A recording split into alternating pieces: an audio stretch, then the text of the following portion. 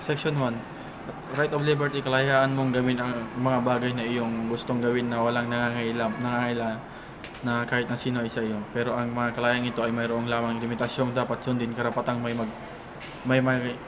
may-ari gumamit ng anumang mga bagay basta yun ito lalampas limitasyon ng batas. Section 2. Right of unlawful search and seizure. Dito sa section 2 ay sinasabi ng karapatang ito na hindi mo pwedeng arestuhin or kapkapan ang katawan ng isang kahina-hinalang tao at hindi mo din pwede pasukin ang bahay ng isang tao para mag-search kung ikaw ay walang hawak ng search warrant. The right of the people to be secure. Pangatlo ay ang checkpoints, pero sa mga checkpoints ay masyadong limitado lamang ang pwede mong gawing mag-search. Usually ang ginagawa lang sa mga checkpoints ay hanggang plain view or visual search lamang.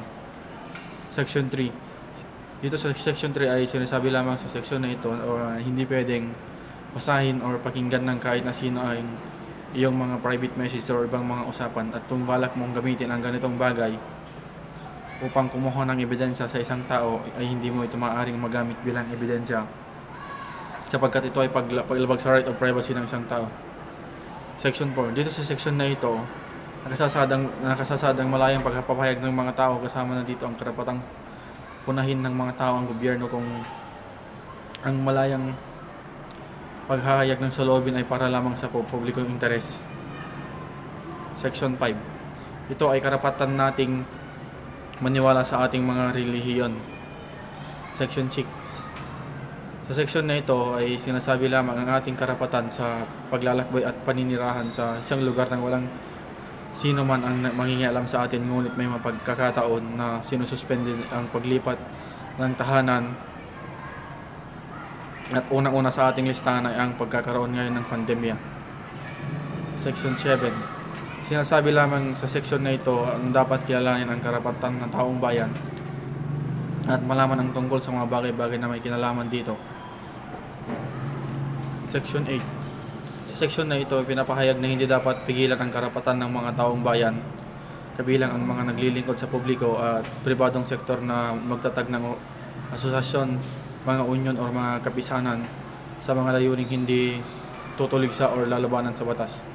Section 9. Dito sa section 9, sinasabi lang sa section na ito na mga pribadong ari-arian ay hindi dapat basta-basta kunin ukol sa gamit pambayan ng walang wastong kabayaran. Section 10. Dito sa section 10 na parang sinasabi lang na hindi mo pwedeng kontrahin ang mga batas para siraan ang isang usapan o isang kontrata.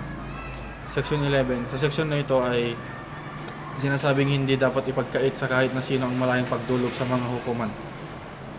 Section 12. Ito naman yung karapatan ng isang taong mananahimik sa section na ito. Ang sino mang ng taong sumasailalim sa isang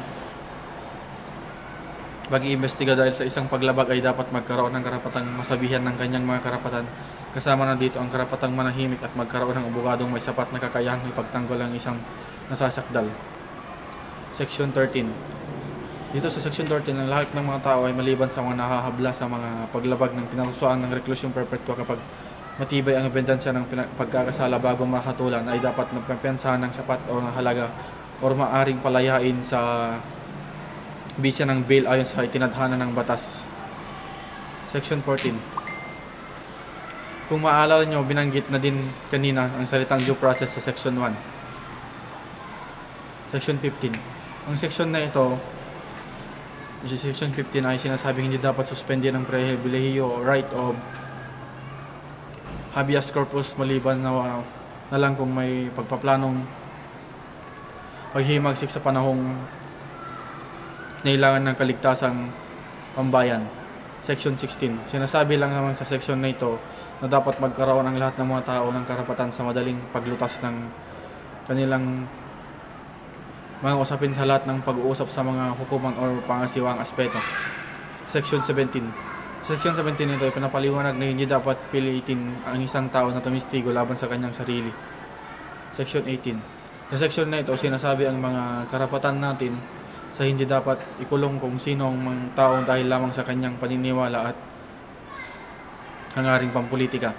Section 19. Sa section na ito, panipaliwanag na hindi dapat ipataw ang malabis na multa o kahit ilapat ang malupit at hindi makataong parusa o ang parusang kamatayan maliban kung magpataw ang Kongreso ng parusang kamatayan sa mga kadahilanang hatid ng mga krimen.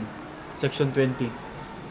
Sa seksyon na ito ay sinasabing hindi dapat ibilanggo ang isang tao ng dahil sa pagkakautang o hindi pagbabayad ng sedula. Section 21. Sa seksyon na ito ay sinasabing ang isang tao ay hindi dapat mapurusahan ng 2 beses sa isang uri ng kung pinamalusan batas ay ordinansa ng isang krimen ay pagkaparusa ng binarista. Section 22. What is pakito?